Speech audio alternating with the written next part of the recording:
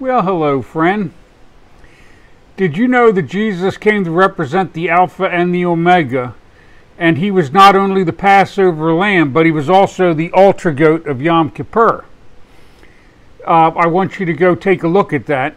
You'll see that Jesus and Judas created Yam Kippur, because Judas is who Jesus blamed for his death so that he didn't have to blame the Jews, right? So if you go look, you'll see that Barabbas was in jail for killing in an uprising, and there was more Roman troops entering into Israel. So Israel had become a dead branch in the vine of Rome, and Rome was going to cut it off. And Christ came when he did, because he was actually here to put his blood above their door so that death would pass them by. Because Rome was known for killing off entire tribes if they became a dead branch, meaning, you know, they were rebelling and they weren't productive as far as fruit goes, money for taxes.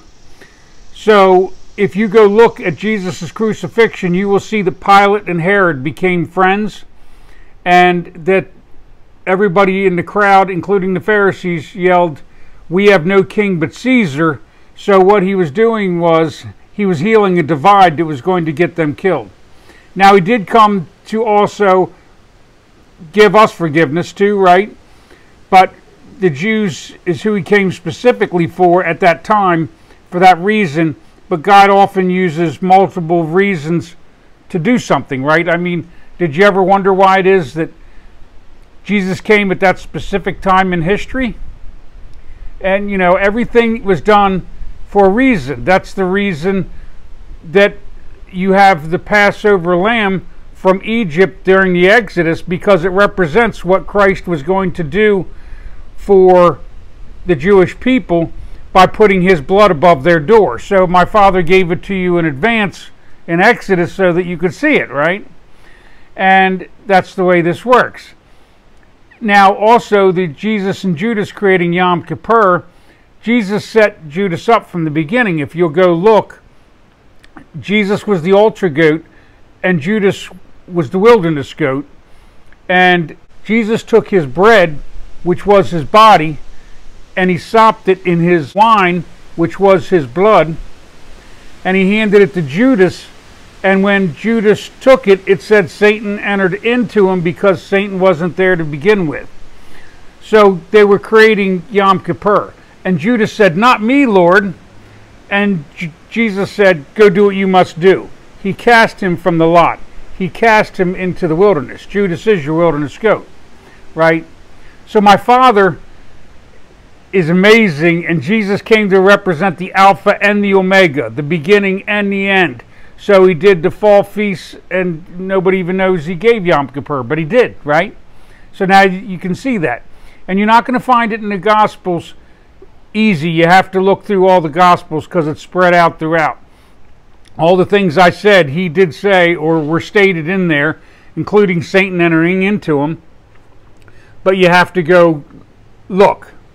You know, that's how you get to know Jesus. You get to read what he said over and over, and then the Holy Spirit can testify to you about him. And that's what I did, so that the Father can testify to me about him. So go check that out, and you'll see that it is actually true. What that also means is that the Jews already got their ritual of atonement that they didn't know they got, which is Yom Kippur, because that is atonement for them. So he forgave them their debt for killing him, because they, even the crowd and the Pharisees said, "Let his blood be put on our head." So by the law, they'd have had to pay for Jesus' death. So Jesus pinned all the debt on to Judas. That way nobody was held accountable for it except for Judas, right?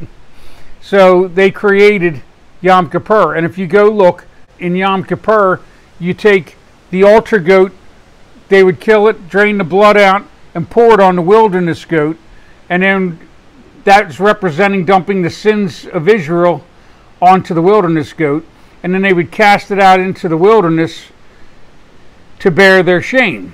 And then if it tried to come back in to town or whatever, they would, you know, throw stones at it. Later they'd throw it off a cliff because Israel got too big. But that's the way it started, was it was cast into the wilderness. So Judas is your wilderness goat. And this was all done, and most people don't know that, but I have been telling you for a while because the Holy Spirit told me it was time for it to be revealed, because the hour's late. If you haven't figured that out, friend, and you might want to start seeking the Word made flesh and getting to know Him so that you can start getting all these secrets that He has hidden since the foundation of the world, and you can get to know Him through Him, right? All right, friend, well, just know I love you because my Father loves you, and may God bless you and yours.